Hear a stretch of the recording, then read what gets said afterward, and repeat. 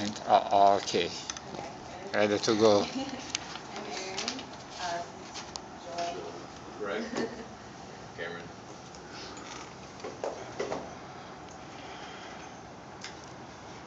So introducing the product, we chose Dixon Ticonderoga pencils. They were founded in 1794 by Joseph Dixon and his son, and the headquarters are located in Heathrow, Florida.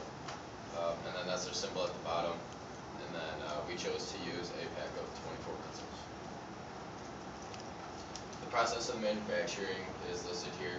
This was the Dixon Ticonderoga process of manufacturing all that. So basically they take a 7-inch slat of cedar, and then they cut those slots in it, and then they put lead in them, and then they put another slat on top of that, and they glue them together, and then they cut them all into those octagons, and then they put the ferrule and the eraser on the end. Okay, so to split up the cost, there's a lot of costs associated with making these. And we just split up into variable and fixed costs to simplify it. So your variable costs are ones that determine on how much you make, so how much you produce. So we determine those as labor, packaging, raw materials, which is like wood and rubber that goes into making it. And then, so right there you can see all the values per pencil for that. And so the total cost per pencil is about 9 cents. And so we wanted to keep it below, the cost per pencil below, I think, 0.3, so 30 cents. That way we can make the profit. So we manipulated the variables for our equations based on that. And for the fixed costs, these are expenses that, such as rent and stuff, that do not depend on how much we produce. So labor, we also have labor for both fixed costs and variable costs, because labor for such as pension stuff for workers, raises and stuff, that money will be owed to fixed costs. And so the total fixed cost per year is $20,000, which looking back at it, is not really that much. Okay, and so here's an equation, or just not equation, but a graph, where your fixed cost is just a line that's going to be straight, and then the variable cost, we had to use a linear function for our cost, and then so if you took the area under each one, it would be the total cost. So we have cost and revenue functions. The total cost will be, so again, the variable cost plus the fixed cost. So here the variable cost is in blue, fixed cost is in red, and then X will be our number of pencils.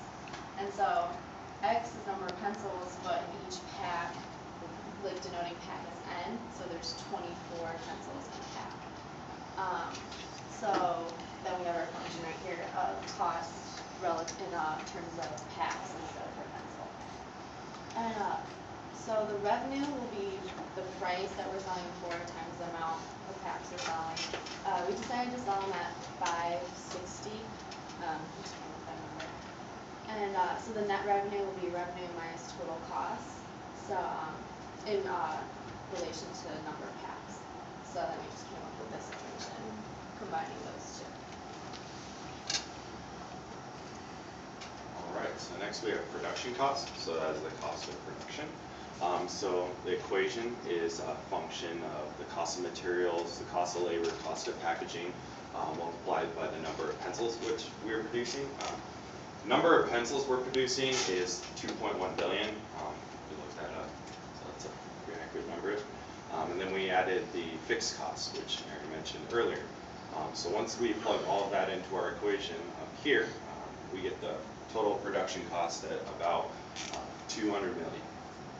So let's go from there. So we have a graph, and as expected, as the number of pencils that we're making increases, the cost of production increases as well. And that's a linear graph. And then our yearly profit is based on the revenue minus the cost of production and everything else. So total profit is $7 billion, which is a lot. So we've been quite wealthy. But that's also equivalent to roughly 3.4 billion or trillion drum, which is the Armenian currency. That's correct. Okay, so So, we threw out some average and rate of change functions since we're doing this over a yearly basis. So, just the average function, so like average cost, average revenue, and average profit, they would just be taking the whole equation, so like the cost function, and dividing by number of pencils you sell or packs you sell.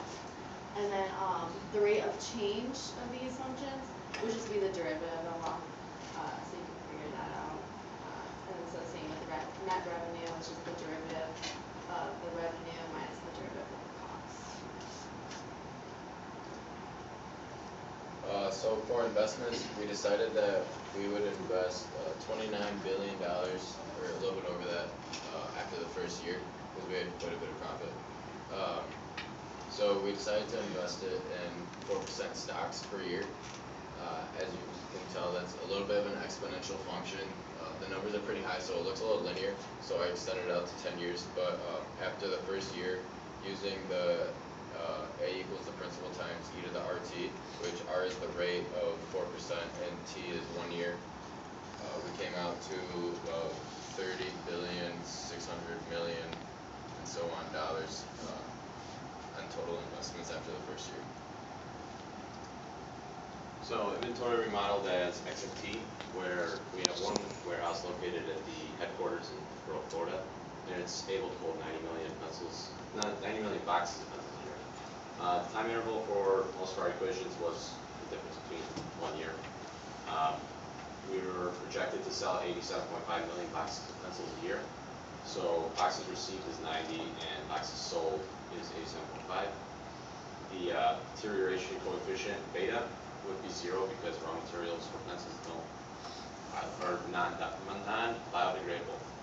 So therefore we have that equation, delta XT is the boxes received minus boxes sold times the time difference. And finding inventory at T equals 0, we have J of T, and it's modeled where we have alpha and gamma, and alpha is average cost per pencil and gamma is cost of storage. Then you integrate over the time interval. And our graph isn't showing up, but it's just a linear line. It's where, because we're holding more than we're selling, we're just going to keep adding that per year. So, and then after 1 year, you have 2.5 million, and then after 5 years, you have 12.5 million in storage.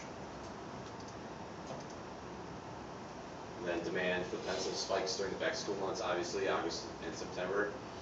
Decreases in constant during the fall and winter months, which is October through March, and it increases slightly during April through May. And then after that, it's 0 because school is out in the summer.